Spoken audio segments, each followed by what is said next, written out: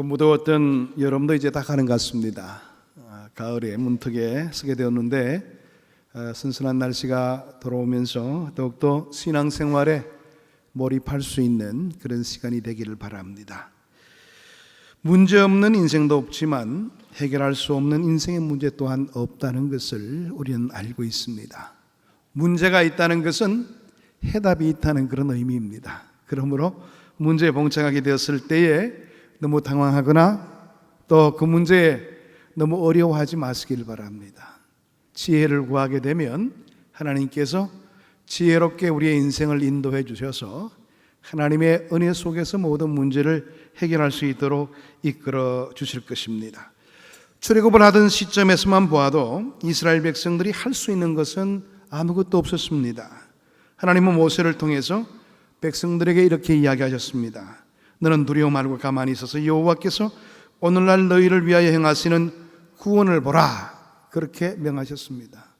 너 어떤 것이라도 행동으로 옮기지 말고 내가 어떻게 역사하는가에 대해서 지켜보기만 하라. 그렇게 명하셨던 겁니다. 출애굽의 과정 속에서 이스라엘 백성들은 가만히만 있으면 되었습니다. 하나님이 얼마나 위대한 일을 행하시는가, 하나님이 얼마나 능하게 일하시는가 보기만 하면 되었다는 사실입니다.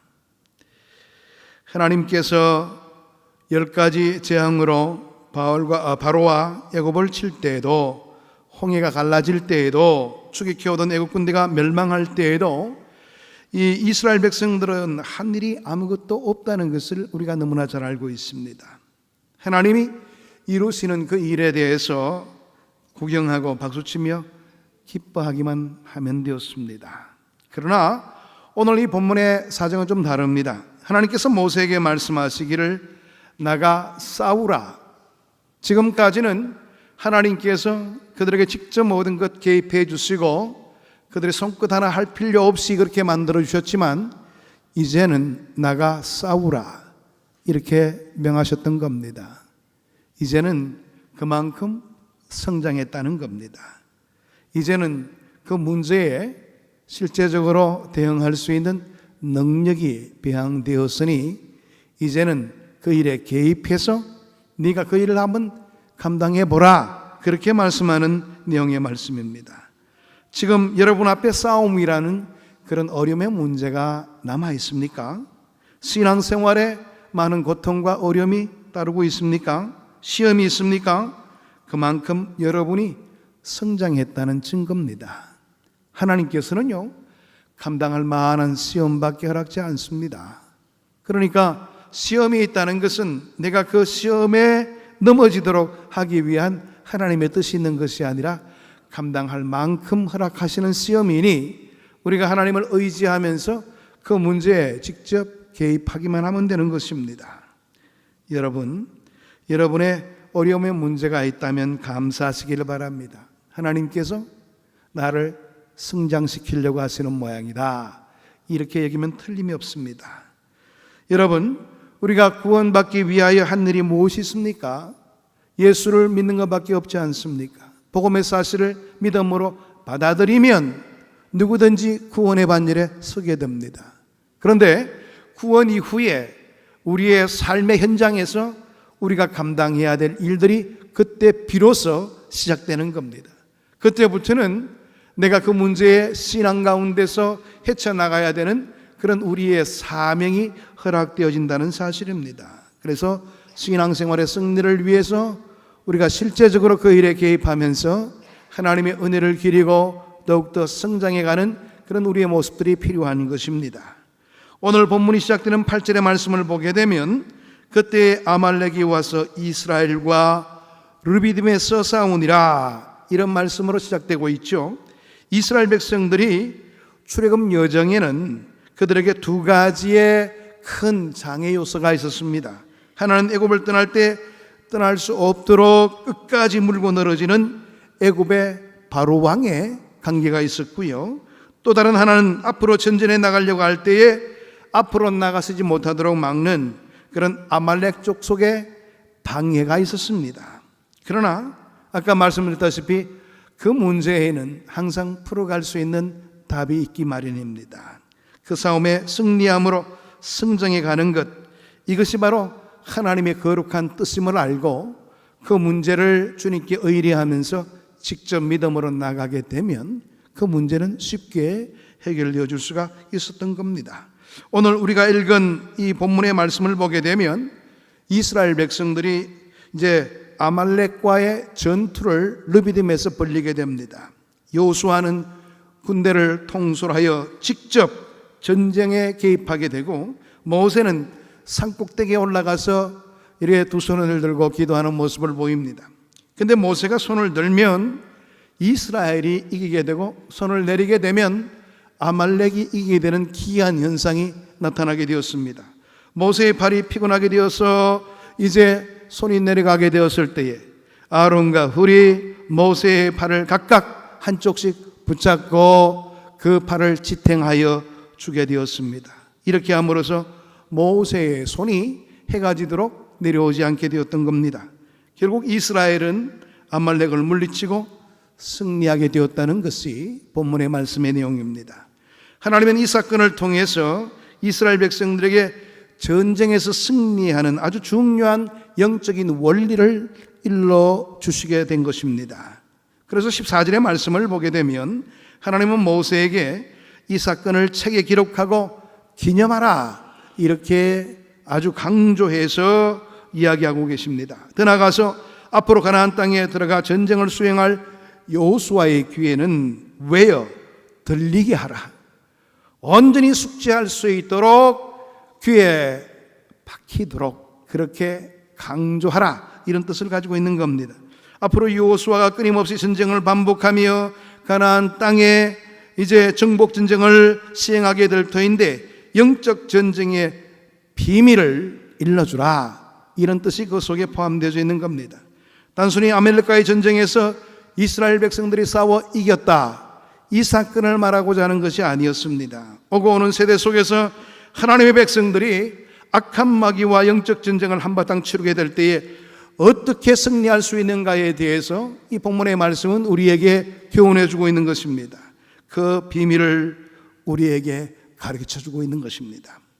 오늘 우리가 읽은 이 출애굽기 말씀에는 아말렉이 어떻게 이스라엘을 괴롭히게 되었고 또 어떻게 전쟁까지 하게 되었는지에 대해서 상세하게 설명하지 않습니다만, 신명기 25장 17절에서 18절의 말씀을 보게 되면 좀 더 자세한 내용의 말씀이 언급되고 있는 것을 보게 됩니다. 너희는 애굽에서 나오는 길에 아말렉이 내게 행한 일을 기억하라. 곧 그들이 너를 길에서 만나 네가 피곤할 때에 내 뒤에 떨어진 약한 자를 쳤고 하나님을 두려워하지 아니하였느니라. 이들이 이스라엘을 공격하는 것을 보게 된다면 악한 사탄의 전략과도 너무나 비슷하다는 것을 느껴볼 수가 있게 됩니다.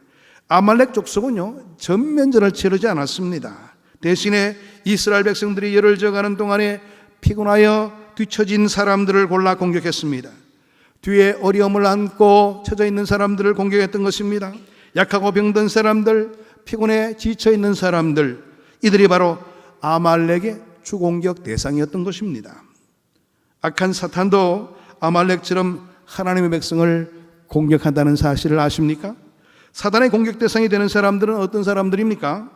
하나님의 백성들의 행렬 뒤에 뒤처져 있는 사람들입니다. 믿음의 행렬에서 뒤처진 사람들, 은혜의 자리에서 멀어진 사람들, 믿음의 확신이 없이 방황하는 사람들, 구경꾼들처럼 신앙생활을 하는 사람들, 이런 사람들이 악한 사탄, 이 아말렉의 공격의 대상이 될 수가 있다는 사실입니다. 우리는 본문에서 이스라엘 백성과 이 아말렉과의 전쟁에서 이 전쟁의 양상이 두 곳에서 벌어지고 있는 것을 확인해 볼 수가 있습니다. 하나는 골짜기에서 직접 이 전쟁은 여호수아가 중심이 되어서 아말렉과 전쟁을 치르는 그 전쟁의 자리가 있다는 사실입니다. 다른 하나는 산꼭대기에서 치르는 영적인 전쟁, 바로 영적인 전투를 벌이는 그런 자리가 또 한 군데 허락되고 있는 것을 보게 됩니다. 본문을 보면 아말렉과의 전쟁은 결코 만만한 것이 아니었습니다. 이스라엘 백성들이 아말렉을 일방적으로 이기게 되었다는 것을 말하지 않습니다. 하루 종일 밀고 밀리는 팽팽한 싸움이 그곳에서 일어나게 되었다는 것입니다. 그런데 특별한 것은 아까도 말씀드렸다시피 모세가 손을 들면 이기고 손을 내리면 지게 된다는 사실입니다. 여호수아가 어떤 전략을 가지고 있는가, 군대의 숫자가 많으냐 적으냐, 그들이 썼던 병기가 무엇이냐, 여기에 따라서 전쟁의 승패가 좌우되는 것이 아니라 오히려 산 위에서 두 손을 올리며 기도하는 모세의 손에 들려 있느냐, 안 그러면 내려가 있느냐, 여기에 따라서 전쟁이 승패가 나누어지더라는 사실입니다. 11절의 말씀을 보게 되면 모세가 손을 들면 이스라엘이 이기고 손을 내리면 아말렉이 이기더니, 이렇게 말씀하고 있죠. 이게 모세가 손을 든다는 것은 무엇을 의미하는 것일까요? 제가 이미 말씀을 드렸습니다. 기도를 했다는 그런 의미 아니겠어요? 이제 결론은 자명해진 것이지요. 우리 하나님의 백성들은 아무리 피곤해도 기도를 멈춰서는 안 된다는 우리가 결론을 오늘 이 본문의 말씀의 내용 속에서 도출해낼 수가 있습니다. 내 기도의 손이 올라가면 승리할 것이지만은 내가 피곤하여 내 기도의 손이 멈추어지게 된다면 나는 실패할 수밖에 없다는 사실을 이 본문의 말씀은 우리에게 공고해 주고 있는 겁니다. 영적인 전쟁은 기도의 싸움입니다. 내가 얼마만큼 기도에 준비되어 있는가 말, 내가 얼마만큼 하나님과 소통을 하며 이 문제를 하나님께 의뢰하고 있는가, 여기에 따라서 우리의 영적인 전쟁은 승패가 좌우된다는 것을 알 수가 있습니다. 그러나 본문의 말씀을 보게 된다면 모세의 손이 내려올 때가 있다는 사실입니다. 여러분, 손을 들게 되면 피곤할 수밖에 없죠. 그래서 내려올 수밖에 없는 겁니다. 모세의 손이 내려오게 되었는데요, 그때에 아론과 훌이 모세의 손을 붙들어 주었다고 이야기하고 있습니다. 아론은요, 모세의 형입니다. 또 훌이라는 사람이 나오죠. 이 유대인 역사가 요세푸스에 의한다면 훌은 미리암의 남편이라고 해요. 미리암은 누굽니까? 모세의 누나입니다. 그러니까 두 사람 다 모세보다 나이가 많아요. 모세도 나이가 많은데요, 모세보다 나이가 많았으니 이들이 무슨 힘이 있겠어요? 그럼에도 불구하고 그 자리에서 모세의 팔을 들어주는 역할을 감당했던 겁니다. 무슨 힘이 남아있어서 누가 누구의 팔을 붙들어 줄 수 있다는 이야기입니까? 그러나 마지막 남은 힘을 다해서 그들이 영적인 조력자로서 모세의 팔을 붙들어 주게 되었을 때에 놀라운 영적인 능력이 나타나게 되더라는 것이죠. 오늘 이 본문의 말씀을 주석가들은 그렇게 이야기합니다. 영적 조력자들의 승리다. 이것은 여호수아의 승리도 아니고 모세의 승리도 아니고 영적인 조력자 이 아론과 훌의 승리다, 이렇게 표현하고 있습니다. 그러나 우리가 이 내용의 흐름들을 쭉 한번 점검해 보세요. 정말 이들이 협조하지 않았다면 이 아말렉과의 전쟁에서 이스라엘이 승리할 수가 있었을까요? 미약한 힘이라 할지라도 이들이 합력해서 하나님의 선한 뜻을 바라보면서 함께 기도의 자리에 임했더니 그 자리가 승리의 자리가 되었던 겁니다. 여러분 상상해 보시기를 바랍니다. 산꼭대기에서 모세가 소매가 긴 도포를 입고 손을 번쩍 들고 기도합니다. 그 당시에는 옷들이 다 도포같이 이렇게 소매가 컸죠. 손을 들고 기도하고 있어요. 그리고 좌우편에서 아론과 훌 역시 비슷한 옷을 입고 모세의 팔을 들어주고 있습니다. 여호와 하나님, 이 자리에 주님 함께 해주시고 우리 군대에게 직접 힘을 허락해 주셔서 이 전쟁에 이길 수 있도록 해달라고, 이 이스라엘 백성들을 불쌍히 여겨달라고 이들은 정말 땀을 흘려가면서 기도했을 것입니다. 이들이 도포자락을 흔들리며 손을 들고 기도하는 모습을 골짜기 밑에서 전쟁을 치르고 있는 이스라엘 백성들이 바라보면서 마치 깃발이 나부끼는 같은 느낌을 받았을 것입니다. 그들의 눈에는 깃발처럼 보였던 겁니다. 여호와 니시다 말, 니시란 말은 깃발이란 뜻입니다. 바로 하나님의 깃발이 저기에 있구나. 그들은 그렇게 고백을 했던 겁니다. 하나님의 승리의 깃발이 나부끼고 있구나. 이들은 용기 백배에서 더 열심히 싸워서 그 전쟁을 치를 수가 있게 되었던 겁니다. 우리가 예배당에서 교회를 가슴에 끌어안고 민족을 가슴에 끌어안고 우리 교회에 주신 영적인 과제를 가슴에 끌어안고 기도할 때에 우리의 기도 소리가 천국에서 벌러기는 여호와 니시가 될 줄로 믿습니다. 이만큼 우리의 기도의 마음들이, 우리가 기도에 열심을 내는 그러한 우리의 열정들이 그렇게 소중하다는 것을 생각해 볼 수가 있게 되는 것이죠. 영국의 영적인 거성인 스폴전 목사님은 평상시에 많은 사람들이 그 교회에 찾아왔다 그럽니다. 많은 후배들도 찾아오게 되고 또 목사님들도 그 교회를 방문하게 되었을 때에 하나같이 스폴전 목사님께 묻는 질문이 있었지요. 어떻게 하여서 이토록 아름다운 목회를 잘 감당할 수가 있게 되었습니까? 이토록 부흥하는 교회를 만들게 된 그 연유는 어디에서 비롯된 것입니까? 그럴 때마다 스폴전 목사님은 다른 이야기를 하지 않고 그들을 끌고 지하 기도실로 내려갔다 그럽니다. 거기 가보게 되니까 많은 사람들이 기도실에 모여서 교회를 위하여, 목사님을 위해서 기도하고 있었다고 그럽니다. 이들의 목사님의 팔을 붙들고 기도하는 그런 모습들, 그들이 바로 아론이었습니다. 연약한 성도들의 팔을 붙들고 기도하는 그러한 모습들이 바로 그들이 후레의 역할을 감당하고 있는 그런 모습이었다고 그곳에 참여했던 많은 사람들은 이야기했습니다. 그들이야말로 승리의 깃발이 되었던 겁니다. 여러분, 우리도 우리 교회를 위해서 한 마음으로 기도할 과제가 있습니다. 오늘 우리 장로님도 기도 중에서 말씀을 하셨지만 우리 기도의 내용은 두 가지의 내용으로 압축되고 있습니다. 여러분들 꼭 기억하시고 기도해 주셔야 됩니다. 한 가지는 조합의 청산금 문제입니다. 여러분들 또 생소하시지요? 사실 재직회를 거쳤고 벌써 공동회의를 거친 내용입니다. 여러분들이 공동회의를 참여하지 않고 재직회에 참여하지 않다 보니까 뭔가 이야기는 하고 있는 것 같은데 도대체 모르겠다, 그런 결론이 될 수밖에 없는 거예요. 교회를 사랑하는 마음으로 여러분 재직회도 참석하시고, 재직이라면 반드시 재직회에 참석하셔야 되겠죠. 또 공동회의는 세례교인 이상이면 반드시 참석해야 될 모임입니다. 우리의 권한이에요. 왜 여러분들 권한을 포기하세요? 그러다 보니까 교회에서 진행되는 일을 몰라요.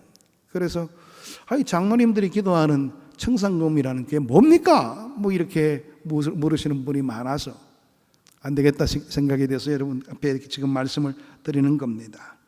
조합의 청산금 문제는요, 왕십리 뉴타운이 생기게 되어서 교회의 지가가 상승하게 되었으니, 다시 말해서 이익이 생기게 되었으니 조합이 골고루 그 이익을 나누어 갖겠다는 겁니다. 그래서 교회로부터 그 이익금을 환수하겠다는 그런 발상을 하고 있는 겁니다.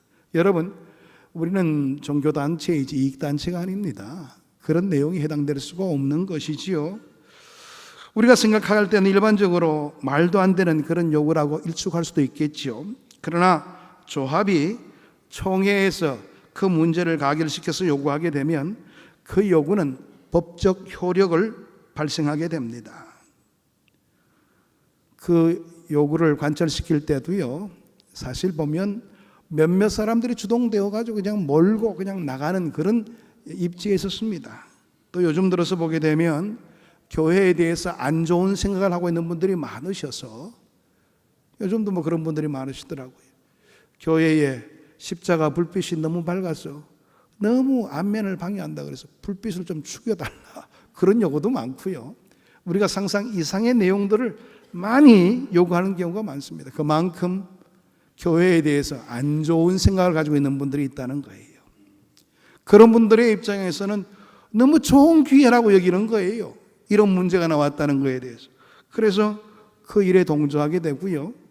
또 이익을 주겠다는데, 이익을 환수해서 나누어 주겠다는데 반대할 일이 뭐가 있느냐, 또 이런 의미를 가지고 있는 분들은 옳고 그름이 문제가 아니더라고요. 이익만 되면 손드는 거예요. 그러다 보니까 그런 분들의 흐름들에 따라서 이 총회에서 이 내용이 가결되고 말았어요. 물론 개중에는 아무것도 모르고 찬성한 분들도 있다는 이야기도 들었습니다. 결과적으로 조합에서 교회에 189억을 내놔라고 그렇게 요구를 하고 있는 실정에 이르게 된 겁니다. 정말 웃기지도 않죠. 물론 그 안에는 여러 가지 많은 변수와 자기들의 이익을 추구하고자 하는 생각들이 내재되어 있습니다. 여러분, 이제 우리 교회는 공동회와 그 다음에 재직회를 거치면서 이 문제를 이제 법적으로 대응하기 위해서 준비하고 있는 중에 있습니다. 그래서 우리의 기도가 더 필요한 자리이기도 하지요.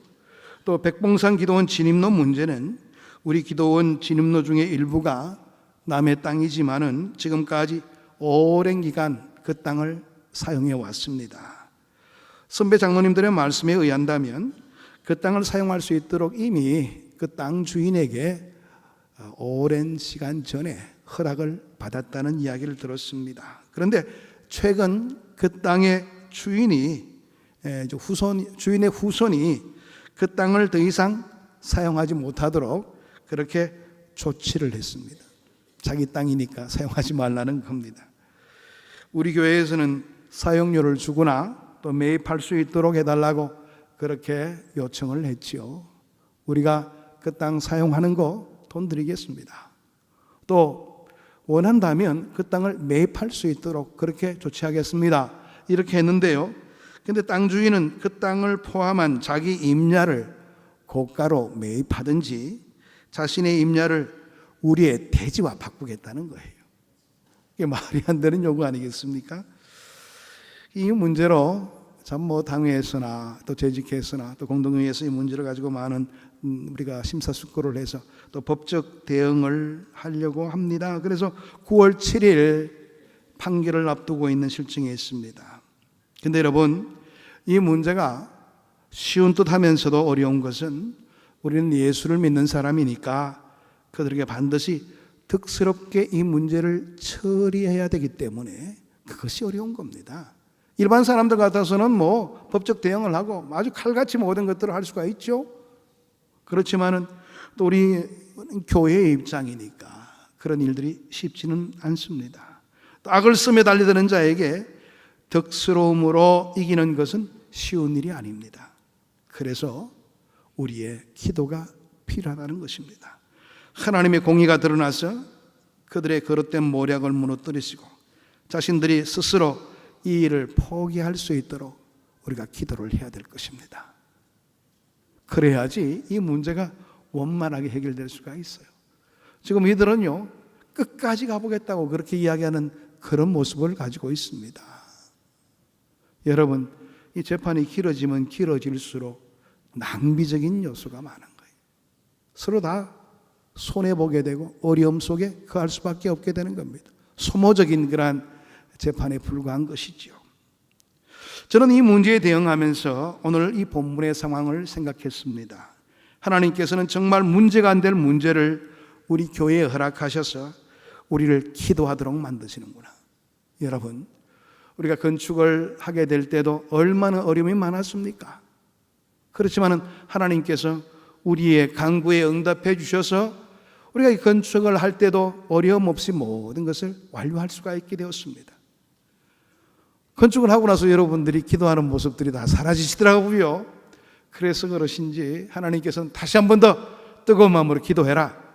교회가 어떻게 기도 없이 모든 것들을 감당하려고 하느냐. 아마 이런 뜻으로 하나님께서 우리에게 기도하도록 그렇게 요구하시는 그런 자리가 아닌가 생각을 해볼 수 있었습니다. 여러분, 조합에서 말도 안 되는 요구를 하는 것이나 또 백봉산 기도원 진입로 문제도 땅 주인이 억지를 쓰는 같은 느낌을 받게 되지만 그냥 소홀히 대응할 수가 없습니다. 왜냐하면 어처구니 없는 문제가 때로는 우리에게 치명적인 일들로 나타날 수가 있기 때문에 그런 겁니다. 아말렉처럼 우리를 괴롭히고 위협을 주는 그들을 통해서 우리를 더욱더 영적으로 무장하도록 만드는 하나님의 조치가 여기 있는 것 아닌가, 그런 생각을 가져보았습니다. 여러분, 우리 온 교우들이 한 마음으로 기도해야 될 때입니다. 우리 옆에 있는 분들과 한번 이야기를 하십시다. 열심히 교회를 위해서 기도하십시다. 네. 감동이 없으신 모양이네. 내일 아니니까 기도하든지 말든지 그런 생각이 듭니까? 아이고 뭐 아무것도 아니네. 충분히 해결될 수 있겠네. 그런데요, 일이라는 것은 우리가 예측할 수 없는 거예요. 그러니까 이 문제에 더욱더 우리가 단합된 모습을 보여야 될 것이고, 뜨거운 마음으로 기도로 보장하게 될 때에 하나님께서는 이 문제를 순적하게 해결해 주실 것입니다. 우리 모두가 교회를 위해서 기도할 때가 되었단 말이죠. 우리가 기도에 실패하게 되면 우리는 정말 어처구니 없는 문제에 실패하는 결과를 낳게 되고 말 겁니다. 그러나 우리가 기도에 손을 들게 되면 우리 가운데 하나님께서 기꺼이 역사해 주실 것입니다. 피곤하다고 기도의 손을 멈추게 되면 우리는 실패할 수밖에 없을 거예요. 여러분들은 충분히 모세의 손을 들어주는 아론과 훌의 역할을 감당할 수가 있습니다. 어떤 분들은 그렇게 이야기하실 거예요. 아니 뭐 내가 나이도 많고 뭐 다른 사람들이 기도하면 되지 뭐. 그러지 마세요. 오늘 이 내용의 말씀을 통해서 우리가 배웠지 않습니까? 아론이 훨씬 더 모세보다 나이도 많았어요. 훌이 훨씬 더 모세보다 나이가 많았어요. 그럼에도 불구하고 그 기도의 자리에 합력해서 함께 기도했습니다. 그렇게 됐을 때 그 아말렉과의 전쟁에서 승리할 수가 있게 된 것이지요. 여러분의 그 권고의 말, 목사님, 장로님, 원사님, 집사님, 제가 기도하고 있어요. 그 한마디 말이 실제적으로 이 일을 뛰고 있는 사람들의 입장에서는 얼마나 큰 힘이 되는지 모릅니다. 여러분들이 이제 아론과 훌을 생각하면서 그 역할을 감당해야 될 때가 되었다고 봅니다. 영적 조력자, 참으로 필요한 시기를 맞이하고 있습니다. 여러분들이 이 문제에 더욱더 마음을 합하고 뜻을 합해서 그 일들을 잘 감당함으로 통해서 또 이 문제들도 순적하게 우리가 하나님의 은혜 가운데서 건축을 잘 완공할 수 있었던 것처럼 이 문제도 순적하게 문제가 아닌 것처럼 해결될 수 있도록 그렇게 협력해 주시기를 바랍니다. 오늘 우리의 안고 있는 이 과제, 이건 다른 것이 아니라 영적인 전쟁이라고 저는 생각합니다. 이 현실적인 문제라기보다도 우리를 더욱더 하나님의 은혜의 자리에 이르를 수 있도록 만들어주는 귀한 영적인 과정이란 말이에요. 이럴 때는 우리가 영적으로 대응하지 않고서는 이 문제를 해결할 방법이 없는 거예요. 그래서 우리의 기도가 필요한 것입니다. 부디 오늘 이 본문의 말씀을 마음속 깊이 다지시고 내가 오늘날 아론이 될 터야, 내가 오늘날 훌이 될 것이야, 이런 의지를 가지시고 정말 여러분들이 조력해서 이 문제를 쉽게 풀어갈 수 있는 귀한 기회를 맞게 되기를 축복합니다. 기도하겠습니다. 하나님 감사합니다. 오늘도 주의 말씀으로 우리를 권고해 주시고 하나님의 은혜의 손길에 나아갈 수 있도록 아버지께서 친히 역사해 주시니 감사함을 드립니다. 참 어려운 시대를 맞이해서 하나님께서 우리를 더욱더 기도하도록 만드는 그러한 귀한 영적인 계획이 있음을 믿습니다. 우리가 하나님의 뜻에 부응하여 이 일을 영적으로 풀어갈 수 있는 지혜를 갖게 하시고 하나님의 특별한 은혜 속에서 이 모든 일들이 다 극복되며 많은 자들이 그 결과로 통하여 기쁨을 얻고 하나님 앞에 영광 돌릴 수 있는 기회를 맞이할 수 있도록 은혜 나리여 주옵소서. 예수 그리스도의 이름으로 기도하옵나이다. 아멘.